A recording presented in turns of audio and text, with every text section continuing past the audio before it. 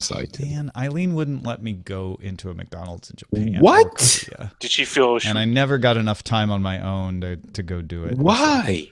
It's like a tradition. You have to go try the know. local You're not. McDonald's food. You're married. You're not like conjoined twins.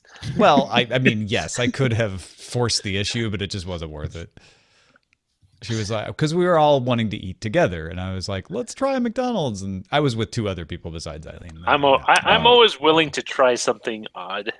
Yeah. So I tried fugu. Well, they looked at it as not odd. They're like, why would we go there? We can get that at home. I'm like, not that. No, you can't get that at home. You can't get a Japanese McDonald's at home. Well, next time. It would be. I was like, it's like the 7-Eleven. The 7-Eleven's not the same, right? And they didn't. That is the best argument ever. Because the 7-Eleven is extremely different. There's actually a great scene in Master of None season 2 that just came out on Netflix. Oh, don't spoil. This will not spoil any of the plot. Is that okay? Okay, fine. There's an Italian woman goes into a drugstore in the U.S.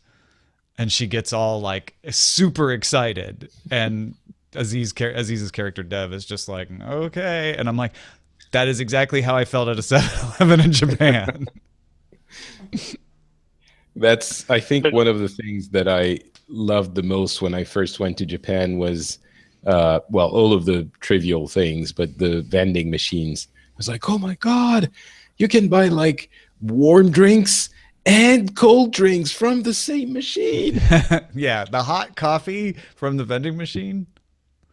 And that also sells the cold coffee. Yeah, exactly. And they had like, they don't have them anymore, but they had like games where you would need to put the coin in at a specific time, or press the button, and it would be like a roulette kind of thing.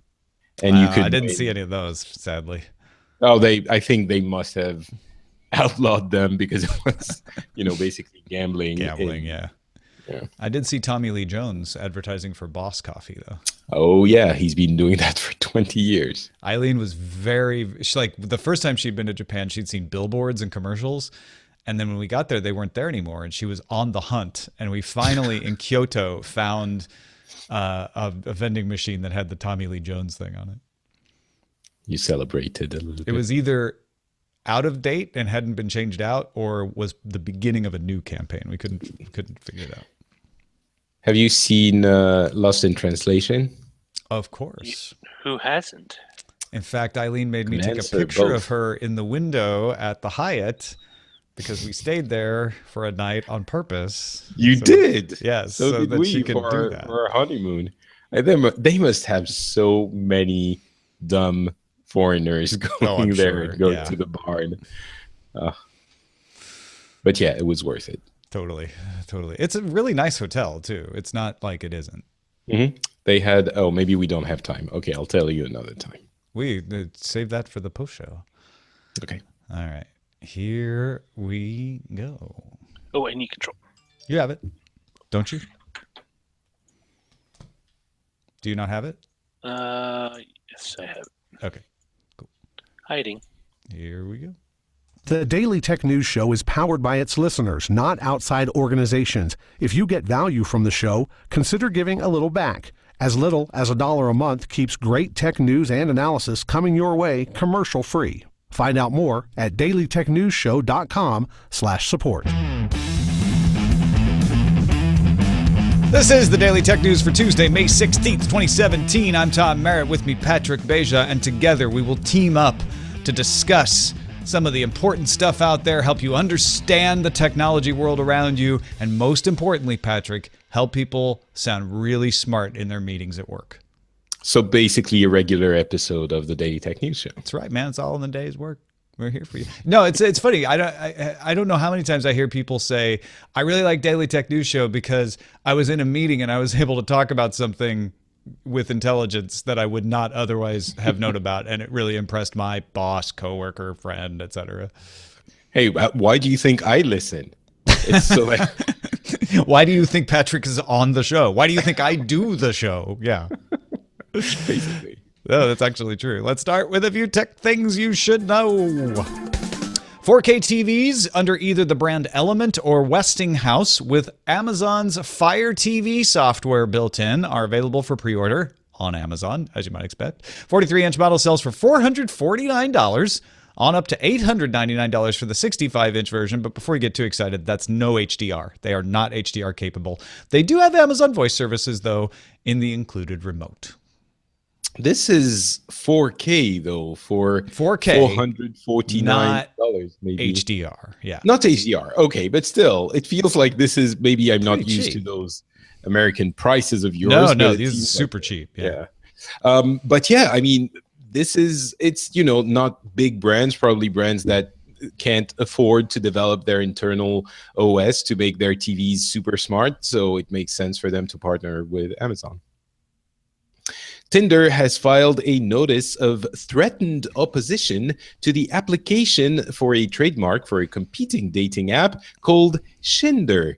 Shinder was designed by Shed Simov, I guess that's how you pronounce it, and he is the only male available on the platform. He also received a letter from lawyers representing the elevator firm Schindler, requesting he not enter the elevator or escalator market. Is it bad if I say he made their list? Yes, that would be I won't bad. say that. But he did get 3 dates, apparently. Stephen Levy has written up a preview of Apple's new campus, which will hold 12,000 employees. Of course, very wistful because this is one of the last big projects that Steve Jobs helped design. Preview appears in Wired with lovely pictures from Dan Winters. I love Apple. I don't love Apple enough to read, 10,000 words on their Office. Looks very beautiful. I just looked at Dan Winters' pictures mostly. I read it a little bit up. Basically. Mark Gurman and Alex Webb at Bloomberg report their sources say Apple will introduce 3 new laptops at WWDC, including a new MacBook Pro with a Kaby Lake processor. A lot of rumors of hardware announcements at WWDC. Which is this year. unusual, right? Yeah. I don't think they usually introduce hardware. No, they haven't in a long time. Yeah. The bigger thing for me is the MacBook Air, which is apparently not being overhauled. It's still the same old MacBook Air, which is much bigger than the new MacBook, and it's not so airy anymore. Yeah, and they might be getting rid of the iPad Mini. They might discontinue that size. Well, I understand. All right, some more top stories. Biz Stone announced on Medium he is returning to Twitter after being asked to do so by Jack Dorsey. Apparently his role will be being Biz Stone. I'm not making that up. Stone says fellow co-founder Ev Williams even said that Biz Stone is, quote, among the best in the world at being Biz Stone. Among the best in the world. Stone says he's not replacing anyone. His, quote, focus will be to guide the company culture. So they just want him to come back and give Twitter that old black magic that Biz weaves so well.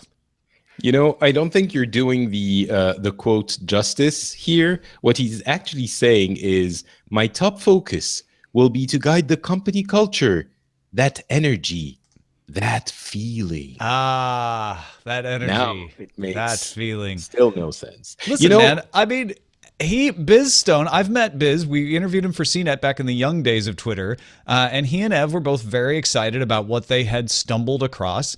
Jack Dorsey bringing him back is a really smart move, especially saying, look, we just want you to kind of wander around and get people excited about Twitter again. I think they really need that. Yeah, I think they need a little bit more than just that. I think they definitely. It's not the only thing they need.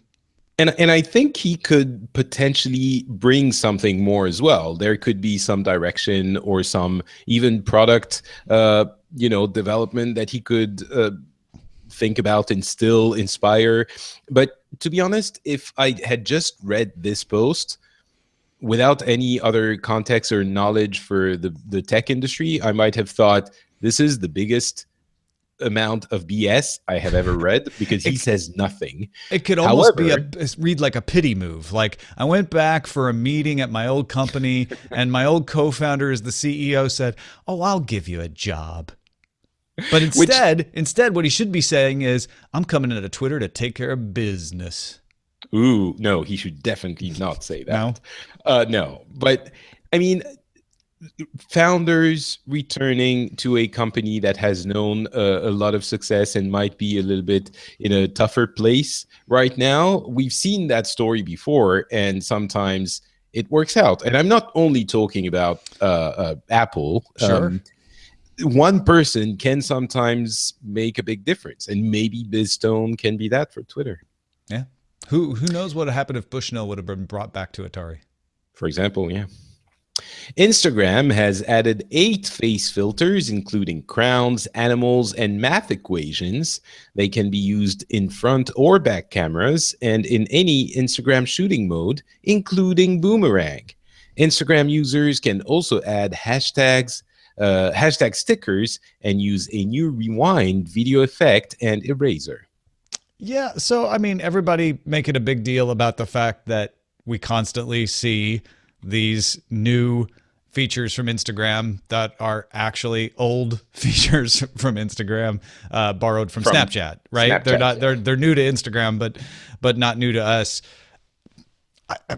I don't get that enthusiastic about it because I see it as a normal maturation of a product line. And I think maybe that's the reason people get so excited is they think of Snapchat as something unique that no one else does. And what Instagram and to a certain extent Facebook Messenger are showing is that this is now a category, not just a unique thing that Snapchat does.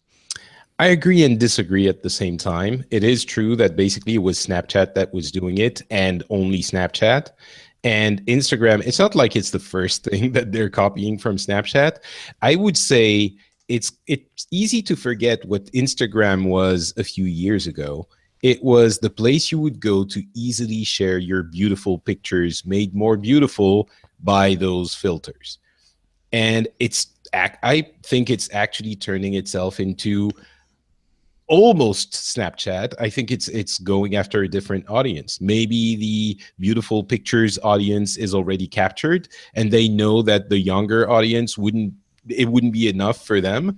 So they're actually transforming the product in a very profound way to make it appeal to that younger, or, I don't want to qualify it as younger actually, but the Snapchat audience. And it is, again, a deep transformation of what the product is. If you think about it, it's come gradually, but if you think about Instagram just 2 years ago, was just pictures, and now it's something very different. Well, I think, and this may be anecdotal. This is anecdotal. This may just be my perception filter, but I don't see as many people writing about Instagram stress since they launched Instagram stories. There used to be a lot of this angst about having to look perfect on Instagram, and Instagram stories took the pressure off there.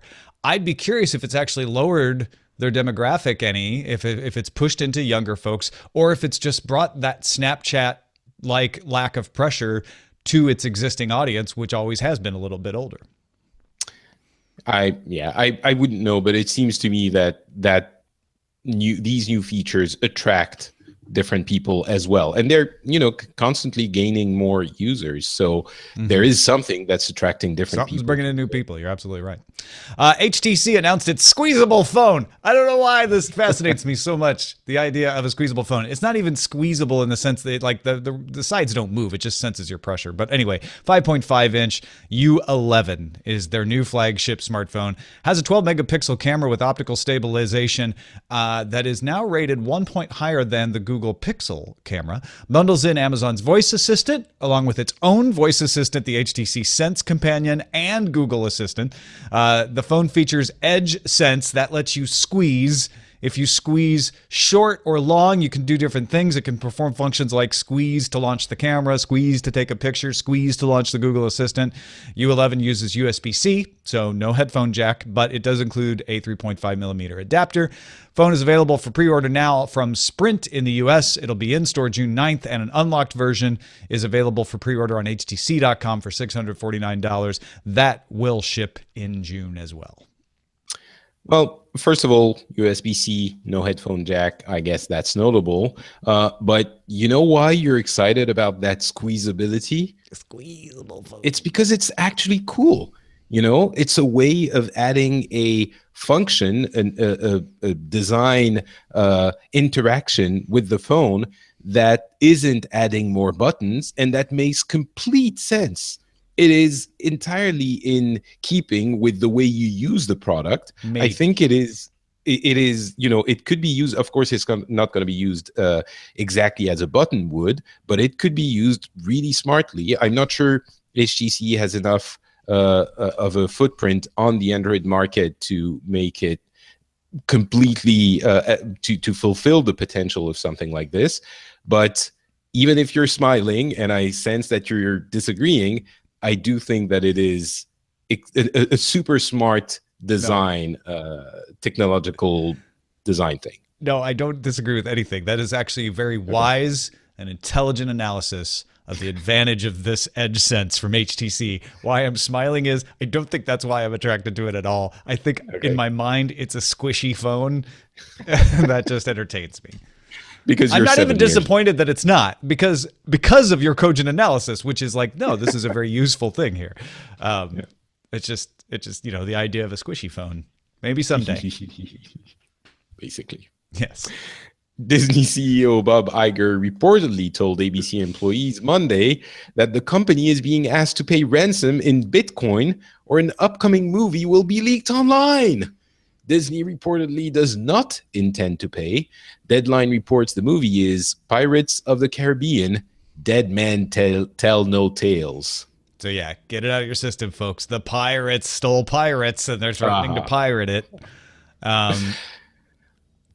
I think this is very telling that there's almost no panic about this. Remember, there was the Orange is the New Black leak as well, and almost no one noticed. Even though it hasn't come out on Netflix yet, it does not seem like I see a bunch of people like, have you watched like Game of Thrones ahead of time or the premiere of American Gods ahead of time? That might have shook the world a little bit.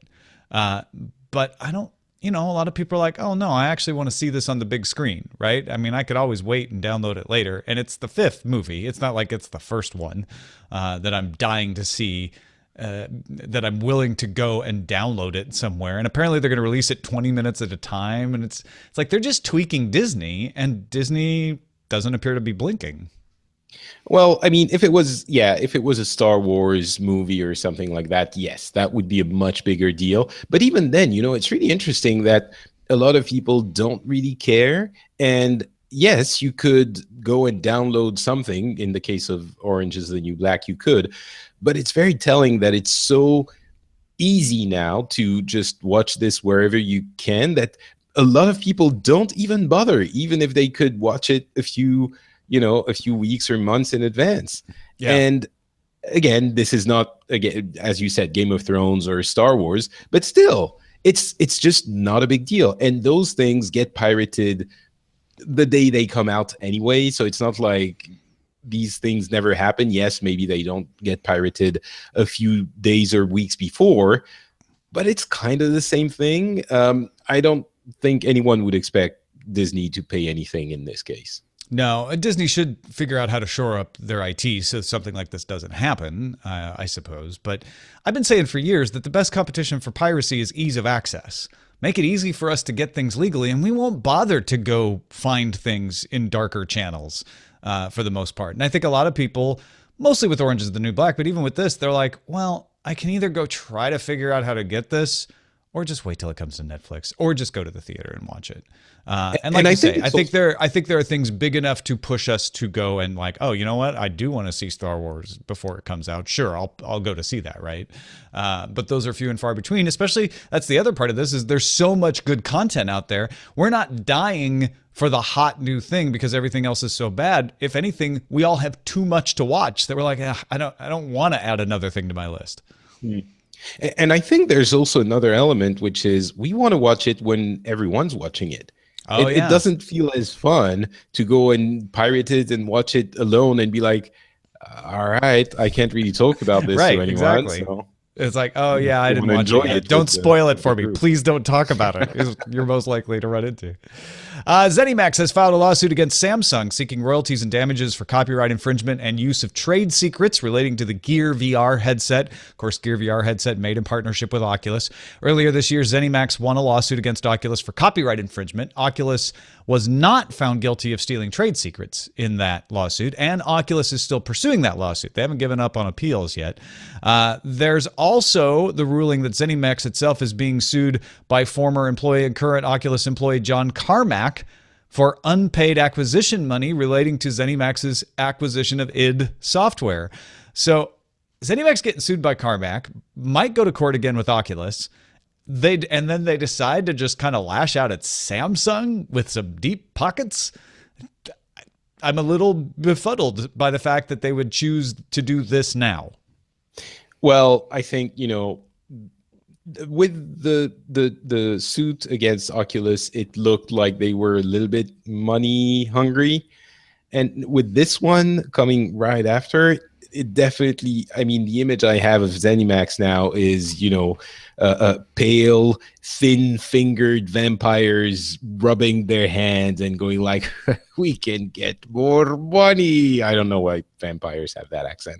I thought they'd be like undead pirates or something, given our previous story. But sure. Oh, yeah, that too. But, when you think about it, they did have a relatively solid case in the case of Oculus. They did win the suits. It's still, being appealed, but still. So it is also possible that they actually have a solid case and a solid case against Samsung. They did say that the way they describe it, the case against Samsung is a little bit more, it seems more thin. It's basically two people in an office going, having drinks late at night and going like, hey, I have an idea for the mobile version of this. Yes, let's put sketches down on paper. And that's essentially, I might be, changing the story a little bit. If your case is not ironclad and you don't have a lot of money, going up against Samsung is a tough bet.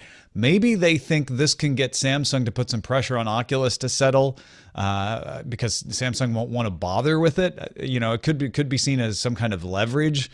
I'm very curious what their strategy is there. Yeah. Hey, folks, if you want to get all the tech headlines each day, you got to check out Daily Tech Headlines. There's 3 great ways to get it. You can get it on the Anchor app at anchor.fm. Anchor is an excellent app that lets you just listen to a bunch of cool stuff from all kinds of people around the web, and you have control over it. So, for instance, in headlines, you can skip through the headlines as you are interested in them. Go check that out at anchor.fm. You can also get it on the Amazon Echo as your flash briefing, or download it as a podcast, of course, at dailytechheadlines.com. All right, for our main discussion today, I want to talk about this leaked letter from the UK's national data guardian, Dame Fiona Caldicott. She sent a letter to Professor Stephen Powis. He's the medical director of the Royal Free Hospital in London. And the letter is about Alphabet's DeepMind deal with the National Health Service. DeepMind and National Health Service had a deal to develop an app. The Dame Fiona Caldicott investigation has been part of a wider investigation about whether the deal was legal, and Dame Fiona Caldicott says no, the reasoning for the deal has an inappropriate legal basis. Sky News obtained the letter, which advises the ongoing investigation from the UK's Information Commissioner's Office. The question that's being investigated is whether DeepMind had the right to handle personally identifiable health data from 1.6 million patients. Now, that sounds awful, especially when you know that DeepMind was bought by Google when it was Google, not Alphabet, and so there's that whole Google part of this. DeepMind rushing to reassure people, we are not sharing any of this data with Google. All we're doing is using it to train this app. But they didn't ask for individual permission from the 1.6 million patients. DeepMind argues it didn't need to, because under UK law, if you're providing direct care, you can use this information because you need to provide medical care. You need to have this information and you don't have to get individual permission. DeepMind says we were providing direct care. We were using this data for a single purpose, to train a medical app called Streams that was being built for the National Health Service, which is in use now, helping doctors identify patients at risk from acute kidney injury. And no one is saying they should stop the app. The app that's out in the wild, everybody's fine with. What they're investigating is, did this deal, did this agreement follow the law? Did the National Health follow the law when they gave DeepMind permission to use this 1.6 million patient records? And it seems to hinge around whether it's direct care. Now, Dame Fiona Caldicott says it was not direct care. I kind of side with her there, but at the same time, I don't think DeepMind used it irresponsibly. They used it strictly to make this app. The worries are that when they have that data, can they be trusted to handle it responsibly and only use it for this app? And that's why the laws are so strict. It seems like, okay. The direct care thing, I think, is a stretch. I'm not a lawyer, so I couldn't tell you exactly what it implies, but it seems to me that the idea, the spirit of the rule is you share personal medical information with your physician or the person caring for you, because they need that information to give you the proper medical attention you require. It's not really, I'm going to use lots of personal information to make a product that is going to benefit people in general. I need to heal this wound. Hold on. Let me get the records of 1.6 million patients so I can analyze them and figure out the best way to heal your wound. I mean, it just doesn't make sense. I think that's the real problem. Is this is a situation that doesn't fit the law. The law was written in an entirely different set of circumstances. Right. However, there is another problematic thing is, yes, DeepMind might have used it to benefit that specific app that will help a lot of people, apparently, but it also uses it to train its AI, which, as Satya Nadella put it at Build earlier, it was last week, data is the fuel of AI, and you need a lot of data to do deep learning and machine learning, and that's what allows it to get better. So I suspect, again, I have no direct knowledge of this, but I suspect that all of that data is not being just used for that specific one app, but also to better and further the capabilities of DeepMind as an AI. Now, I don't know all the details either, but DeepMind says this was used for this app and this app alone. We were providing direct care, and that's why we're relying on that particular argument, is that we didn't use this for anything else. We weren't programming AlphaGo with this data. We were using it simply for streams and streams alone. I mean, the little knowledge I have of artificial intelligence, I wouldn't be surprised if the teachings they get from that AI is applied somewhere else, right? That's it betters their understanding. It's one thing to say we used 1.6 million patient records to train Streams, and now Streams is an app that's working, and now we can take Streams and say, hey, something we learned about with Streams we can apply over here. As long as you're not taking the patient records and putting it on, say, AlphaGo, I don't think you're crossing that boundary. Yeah, maybe not. But what I was trying to say is it benefits DeepMind in other ways that are also certainly. It's not like it was just, we just use the data for streams. But I don't think anyone's concerned about that. I think they're concerned are those patient records going to be exposed anywhere else? I think if you asked 1.6 million patients, with some exceptions, I think most of them would say, if all my data was used for was to train streams and then it was deleted and nobody at DeepMind ever looked at my data, ever saw my data, it was just run through the processor and then deleted immediately. If I could be sure of that, and it's helping prevent an estimated 40,000 deaths in the UK a year, or at least 25%. They're saying this can help prevent 25% of those 40,000 deaths a year from AKI. Then I'm fine with that. But I don't think it's a big question to say if I'm sure. Because I think that's where people get upset is like, yeah, but how can I be sure? How can I be sure nobody looked at that data? How can I be sure there's not a copy of it sitting around somewhere that they forgot to protect? That's That's why the law is there, not to keep them from using it in this way, but to keep it from being put in a position where it could accidentally or intentionally, maliciously be used for something else. So, yeah, I mean, I'm not 100% sure everyone would say it's okay, or even a majority, but maybe that's how it works on my side of the pond. I'm saying if they could be sure, like I'm saying a big thing, like if they said all your data is going to be used for, no person will ever see it, but it will help save lives. Most people would be okay with that. But I think most people will also be skeptical that that's possible. Maybe. But I think, that's a hypothetical, just as it would be a hypothetical that we could even ask those 1.6 million people to give their consent. I mean, if you have a box to tick when you're taking the information, or a box to tick to say I don't want it to be used, maybe, but that data is already there, and you're not going to go back and contact everyone and ask them, is it okay? I mean, you could, but your response rate's going to be so low. You're not going to get the big data set that you want. Which, not only do you want it, but you also need it, and that's the flip side of the thing we were talking earlier, that you absolutely do need it to make those algorithms capable of.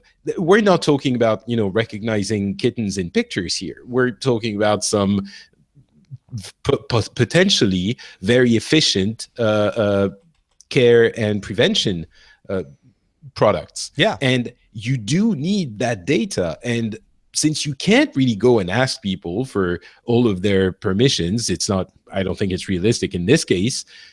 What do? Do you actually try and make that AI go faster and create the products that can help people faster?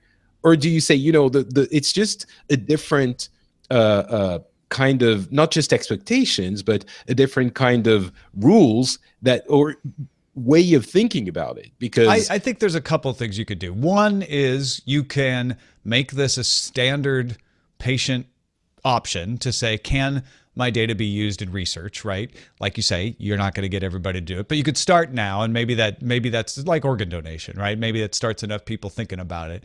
But I think more importantly, you establish a much more rigid, or not rigid, but rigorous supervisory system for this kind of data where it can be used without permission. Right now, you have an exception for direct care because people say, oh, well, that makes sense. I shouldn't have to go find out permission for direct care. I think you need a new system. You need a new exception that says, all right, if someone is making an app that is going to only be used for medical purposes and has passed a review that says, yes, this is significant, it could save a lot of lives, then that data can be used by a company under the supervision of this board or whatever that makes sure that data is not being misused. Because I think the weakness here that DeepMind is suffering is not that they did anything wrong or that they did anything bad. It's that no one can be sure what they did, right? You just have to trust them that they didn't do it. And people want more than trust. They want verification when it comes to their medical records. Yeah, okay. I think that's reasonable. Just the simplest thing could be to just add another exception, just like the direct care exception, and you have a someone or a committee that oversees it, and in that case you can use it, and you have checks that are put in place. A little bit more administration, but probably, I mean, I'm siding with you because I know the importance of protecting data, but I kind of trust that they're not going to use that data for anything nefarious. And it's terrible, but even if they did, this seems like too important work to be bogged down by. And I can't believe I'm the one saying this, the socialist French guy, but it seems like in this case, administration and rules would slow things down a little bit too much. But yeah, I mean, it's always about not what DeepMind would do, but what would another company that isn't right. As altruistic. Okay. In that case, I completely agree. Okay. We finally found rapprochement across the Atlantic. Thanks to everybody who participates in our subreddit. You can submit stories and vote on them at dailytechnewsshow.reddit.com. Big Jim wrote in our Slack regarding the rumor from Ben yesterday. Well, it wasn't a rumor. Ben said he noticed a truck headed up towards Redmond with a pilot label and Michigan plates. And he's like, hey, is that some kind of car tech headed to Microsoft? Well, Big Jim says Pilot Transport is a common carrier across the United States. Highly unlikely that Ford would use them to be sending something up. The pilot doesn't mean autopilot. Most companies register their tractors and trailers in their incorporated state. That's why so many trucks are from Iowa and Oklahoma and Indiana, as those states have large truck fleets based there. But the equipment may only rarely go into that state based on load volume and demand. So just because it had Michigan plates doesn't mean that truck ever was in Michigan, to be honest. So Big Jim says, sorry to burst a bubble there, but he does work in logistics, so he knows from shipping. So it may not have been anything. Thank you very much, Big Jim, for ruining it for everyone. Saying there's a chance. Thank you, Patrick Beja. Of course, as always, where can folks find more about what you're doing online? How about you go to FrenchSpin.com and listen to the Phileas Club? It's a show where we get different people from different countries, different cultures, different backgrounds to talk about the news. And last one we did, we had 3 different French people from 3 different sides of the political spectrum talk about the most important election in the history of the 21st century. I tell you what, I didn't get a chance to listen to that till after your election, but it's still fascinating because I didn't realize all of this push for the 6th Republic and the controversy around there. There's so much good information in this episode. Thank you. Yeah, we tried to do, and when I say the most important one, I say it half in jest because the world was going one way at the end of 2016, and now it looks like it's somewhat shifted direction a little bit. So it is quite important. So yeah, and Tom liked it. So go check it out at FrenchSpin.com. Thanks to everybody who supports the show. Did you ever wonder what we talk about before the show begins? Sometimes it's the news. Sometimes it's food. Sometimes it's something totally different. Today we were talking about the differences between international McDonald's and the ones in the United States. You can find out what we're talking about. Patrons get an exclusive RSS feed that they can add to their favorite podcasting app or just use the Patreon app. To get this exclusive pre-show plus the regular show and the post-show, just support us at any amount at patreon.com/DTNS. Go do it now before you forget. Our email address is feedback@dailytechnewsshow.com. We're live Monday through Friday, 4:30 p.m. Eastern, 2030 UTC at alphageekradio.com and diamondclub.tv or at facebook.com/dailytechnewsshow, and our website is dailytechnewsshow.com. Back with Google I.O. coverage and more with Scott Johnson tomorrow. This show is part of the Frog Pants Network. Get more at frogpants.com. Diamond Club hopes you have enjoyed this program. And yes, both Le Big Mac and Royale with cheese were brought up in the pre-show. Can you hear me? Yes, we can. Actually, if I may, just correct a small, tiny correction. It wasn't Royale with cheese, which is quarter pounder with cheese. It was Royale Deluxe. Oh, that is what you referenced. You're right. We did not actually reference Royale with cheese. The Royale with cheese. It's very different. They're different. Okay. Pepper sauce thing. Just because you wanted the pepper sauce. That's right. I forgot. Exactly. Yeah. All right. Showbot.tv. Thank you for that very important correction. It is important. Showbot.tv, SHOWBOT.tv. And the lists for titles for the show: UK Minds, Deeply, DeepMind and Deep. The rest of it. DeepMind says, trust me, Schindler's List. Twitter gets stoned. Pirates pirate the pirates. Dr. DeepMind sued for malpractice, but they didn't really do malpractice. It's just No. mind the data gap. Get it? Swipe into cord, doing business at Twitter. Pirates wants Disney's booty. Pirates are the Pirates of the Caribbean. Pirate ship leaking, no one cares. Man, you guys are hot today. We got lots of good stuff in here. Cyber HTC's new squeeze. There's a whole HTC vein down at the bottom of this thing. Amazon's 4K fire sale. HTC's main squeeze. HTC is feeling the squeeze literally. HTC's, oh wait, that's another new squeeze. Squeezability, putting the squeeze on phones. Easy peasy HTC squeeze. I like Pirates of the Caribbean. Pirates became the pirated. Pirates releasing many tales. Easy peasy HTC squeezy. I like all of them. I know. I like too many of them. Okay, go vote. Hurry, vote. Showbot.tv. Go do it now. Bubble some good ones up to the top before my levelating is done. Bubble them. Bubble, toil and trouble. Fire, burn, and titles bubble. I put the link in the chat just to make it even easier. Excellent. I mean, it was up like 3 Here's the seconds problem. ago. Audacity updated recently, and it's really fast at importing now. So it doesn't give me as much time. Tell you what, I will wait to add the title until I edit the ID3 tags. I usually do it in the Audacity export, but this way will give it a little more time. Patrick Beja was on the show. Yes, that's me. You were on the show.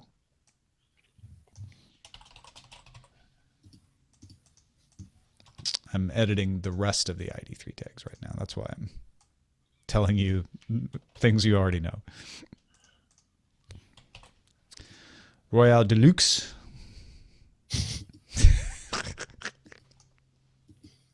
Because I know it entertains you. That's why I do it. And I appreciate it. Mm-hmm. All right. So what have we got? Pirates of the Caribbean shot to the top. That's interesting. Yes, your question. I have a question for our very smart audience. Okay. My Core i7, what is it? 49. Wait. Core i7 4790 has idle temperature of around 60 degrees sometimes, 50 degrees to 60, around 50. Sometimes it goes down to 40. No, Celsius. Celsius. Okay, good. No, that's why. And I worry that that's too much. Under load, it goes up to like 80, sometimes higher. And I wonder if you start to be able to boil water there. Yeah. And I have like a really good radiator, like with heat pipes and stuff. And I think I might need to put some thermal paste on there to change it or something, because I think it's too hot. But do you think it's too hot? Your processor? Yeah. Wait, which the model number on it? 4790. Oh, that's Core what I i7. Is it is it a K or not? It's not a K. Krug says that's within spec, but he wants to know how old the system is. It's 3 years old. I think I'm wondering if it's not the Windows install, because I changed the motherboard and CPU and graphics card and everything without reinstalling Windows. So I'm wondering if there aren't some. Try is a side panel easily removable from your case? Yes. Try running it without that panel on to see if it drops. Because then you can figure out whether or not it's just there's not enough air moving out of the case, or if there's something actually like with the thermal paste or something on the chip. Okay.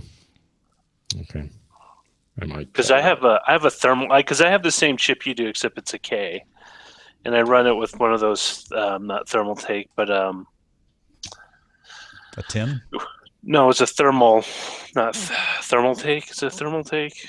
It's cool gauge. It's like huge. It's like 140 millimeter radiator with a 140 millimeter fan on it. The only reason I got it because it was on sale and I needed something quiet. All right. Well, you think of that. The titles at the top now are Mind the Data Gap, Pirates of the Caribbean, Easy Peasy HTC Squeezy. I like that one. And UK Mines Deeply. I like anything with easy peasy. Patrick, which one do you like? Well, I usually like the title to be about the main topic, but I kind of like Pirates of the Caribbean. See, and I like mine the data gap because it's about the main topic. So I guess the tiebreaker will be the 9 votes that Pirates of the Caribbean gets. Boom. There you go. And the others will get honorable mentions.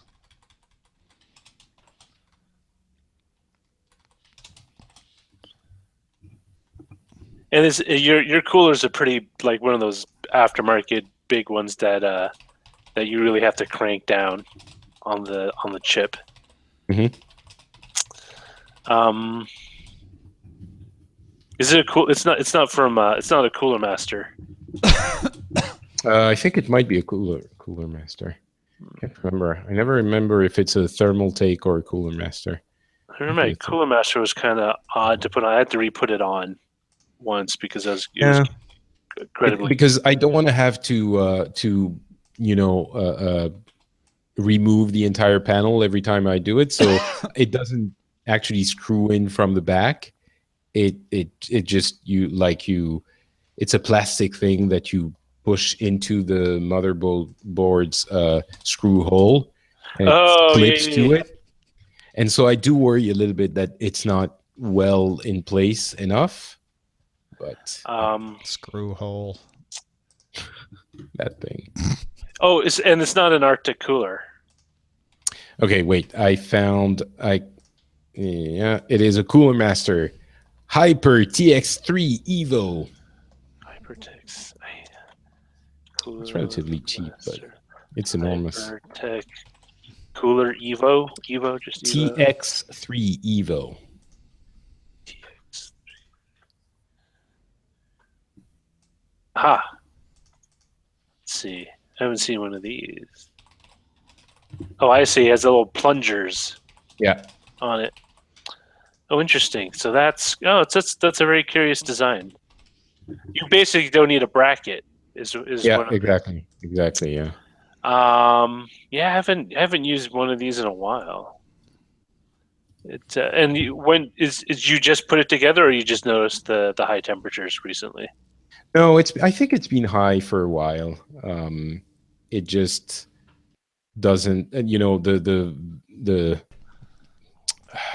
fan sort of goes crazy every once in a while, and I started using a piece of software that tells you the temperature monitor. There you go. Krug says 3 years should be fine for the TIM unless the system got really cold at some point. What's the TIM? The thermal. I think the thermal interface material. Yeah, that's okay. Right. So maybe it got really cold, and so the thermal paste might have been damaged. Because did you bring it by car into Finland? Last year. Oh, wait a minute. When you moved it, did you take the cooler off, or did you leave it on? I think I left it on. So what happens, and this is what I was worried about when I moved my PC and I took my cooler off, is with some of the aftermarket coolers, they're kind of heavy, and so they pull a little bit when they get jostled. So you might have to pop it off, clean off the thermal paste, and when you reapply it, just put a dot in the middle. A pea-sized dot, because when you put it down, the pressure force should spread it all over. I know. Yeah. So, okay, maybe that might be it. I'm gonna try and do that. I need to get some thermal paste and do that. I mean, you were gonna get some for yourself just because you're living in Finland, right? And exactly. Cover yourself. Exactly. So I need some anyway. So I'm gonna do that because I got a new SSD. I figured I'm gonna do Windows reinstall. Maybe I can do everything at the same time. I had to do that. My machine was acting so wonky, and then I realized it's just because I updated from Windows 7 to 8, like a software update, and then from 8 to 8.1, and then from 8.1 to 10, and it was just so cluttered. Yeah, that for me it's same thing. Yeah, my PC wouldn't shut down. Like everything would turn off except the computer was still running. It pissed me off.